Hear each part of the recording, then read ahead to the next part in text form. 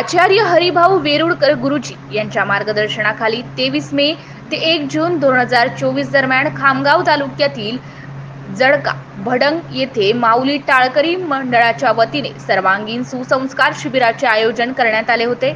या 10 दिवसीय अनिवासी शिबिराच्या समारोपीय कार्यक्रमाला ज्येष्ठ पत्रकार राजेश राजोरे यांच्यासह श्री गुरुदेव सेवाश्रम नांदुऱ्याचे विनोद वेरुळकर, अनंता वडोदे हे प्रमुख अतिथी म्हणून उपस्थित होते।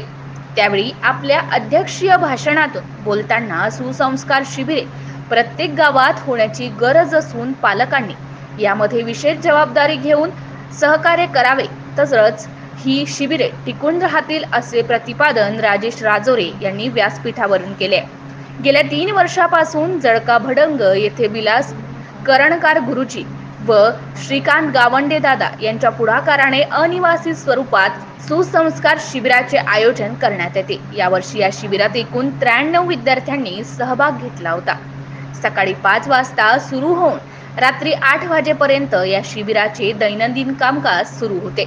यामध्ये योगासने, मल्लखांब, मुलींसाठी रोप मल्लखांब, लाठीकाठी, कराटे, लेझीम, पावल्या, टाळ, पखवाज, महापुरुषांचे चरित्र, श्रीमद भगवत गीतेचा 12वा अध्याय, ग्रामगीतातील ओव्या, राष्ट्रसंत तुकडोजी महाराजांचे श्लोक व राष्ट्रीय भजने, व्यक्तिमत्व विकास म्हणजे महापुरुषांचे चरित्र, निर्व्यसनीपणाचे महत्त्व, सभाधीटपणा, स्वावलंबी जीवन, मोठ्यांचा आदर इत्यादी विषयाचे धडे शिबिरातील सहभागी विद्यार्थ्यांना देण्यात आले।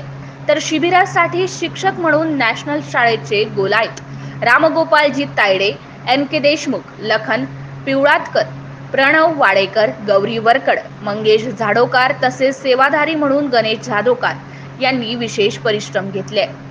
MCN न्यूज मराठी करिता गजानन खंडारे, पिंपळगाव राजा।